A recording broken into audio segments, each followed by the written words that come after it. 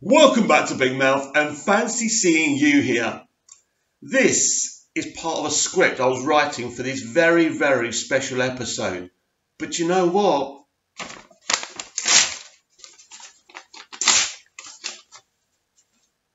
I don't do scripts. It's official. Aquaman has crossed the $1 billion mark globally.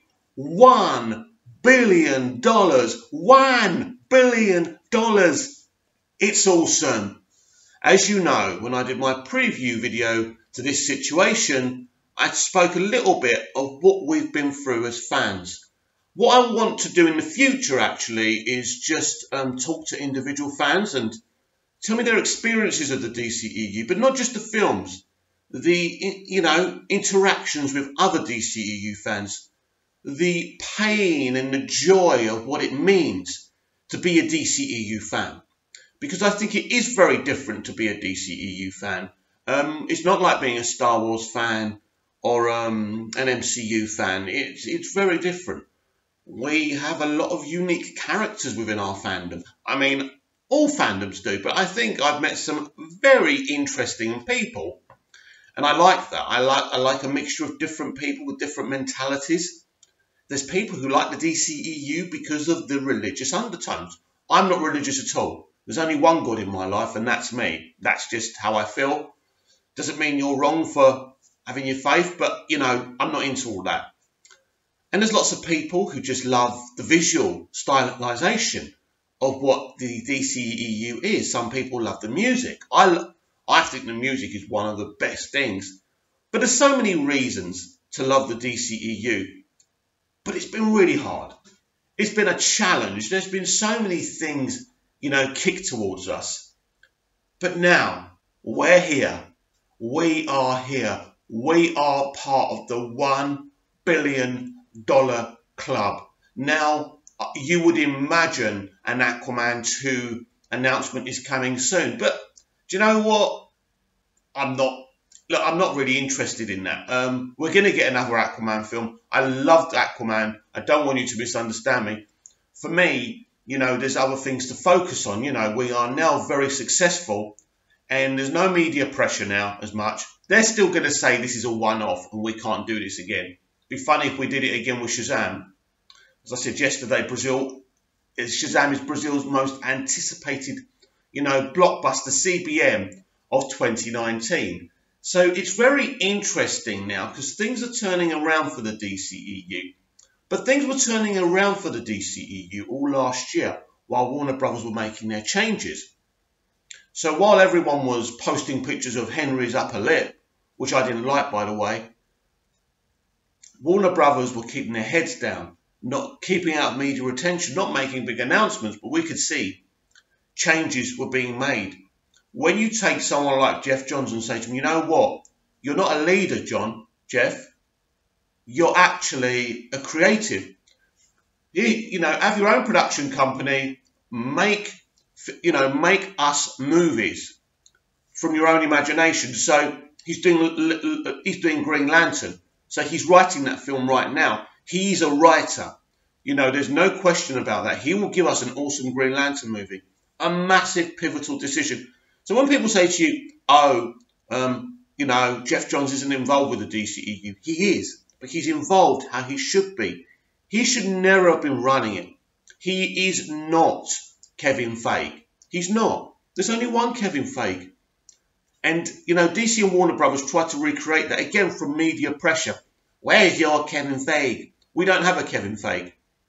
We have a Walter Hamada, who's a very different leader than Kevin, but just as effective, maybe even more effective. His ideas already and his tactics for this franchise have worked out really well. Without Walter Hamada, Aquaman doesn't become a $1 billion movie. There's no question about that. The marketing worked.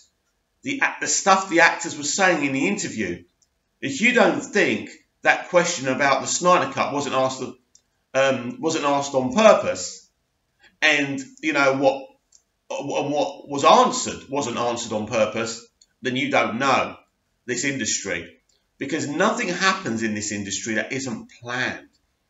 You know, of course Jason's going, fuck yeah, I want the Snyder Cut, I'm obsessed with it too. He probably is. But that was Warner Brothers, that was Walter Hamada.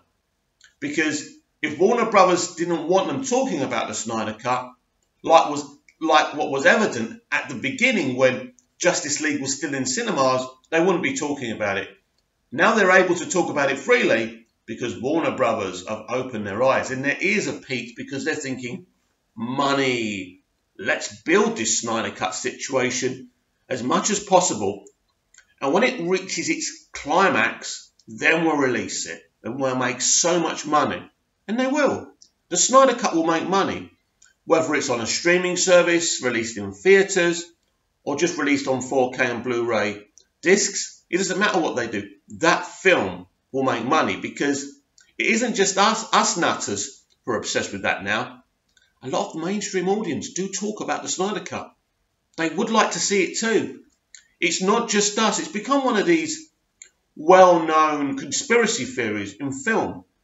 And people keep on talking about it all the time.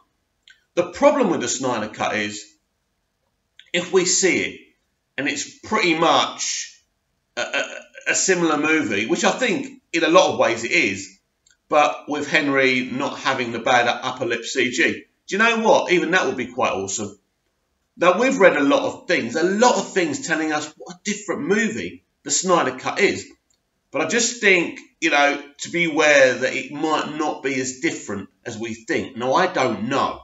I just don't want people to be kind of disillusioned when they actually see the movie. And you will eventually get to see the movie. Wouldn't surprise me if it's this year. But $1 billion for Aquaman means a lot.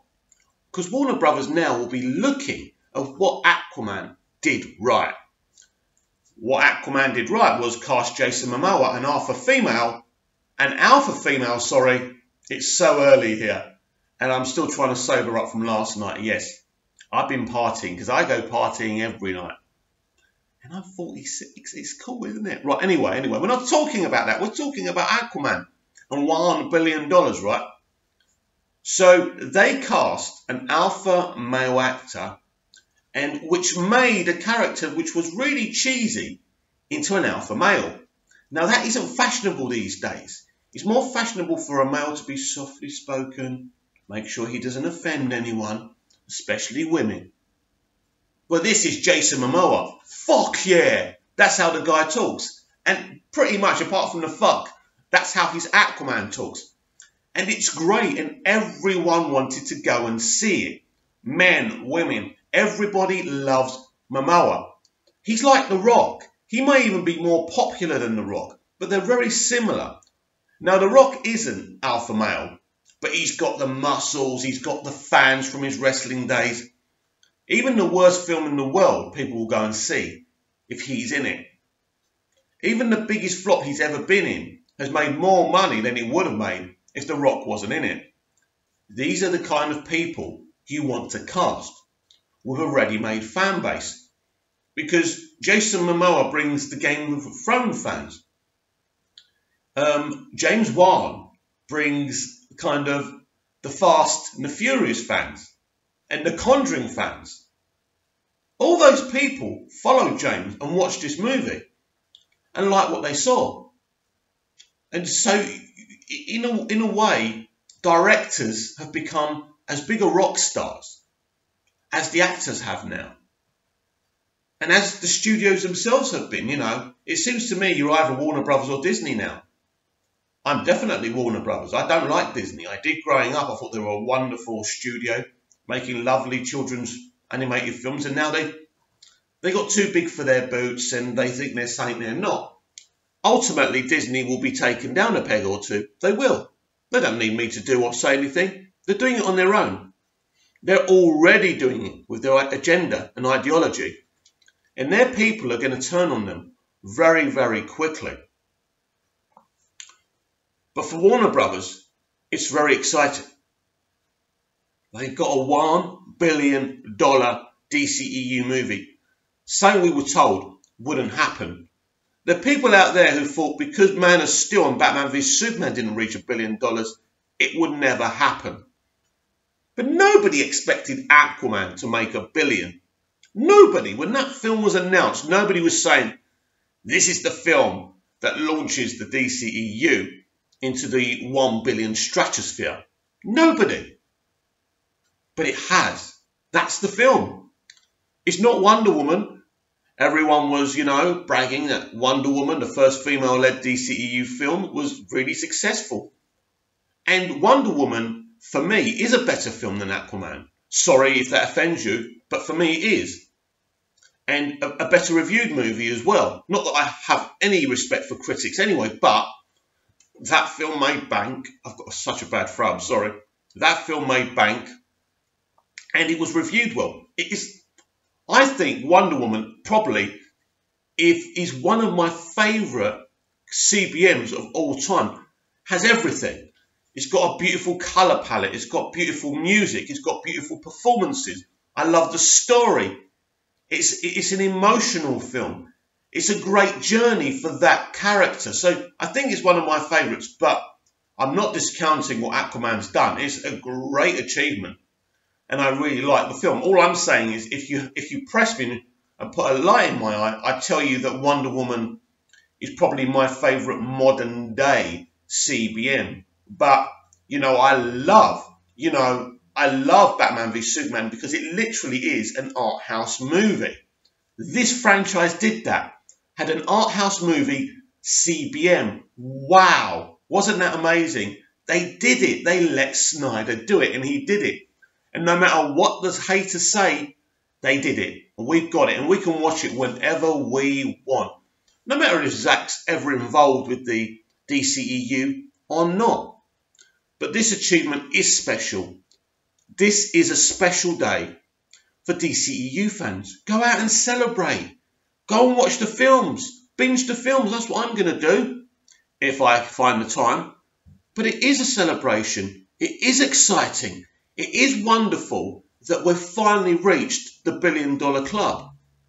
And this, my friends, is just the beginning.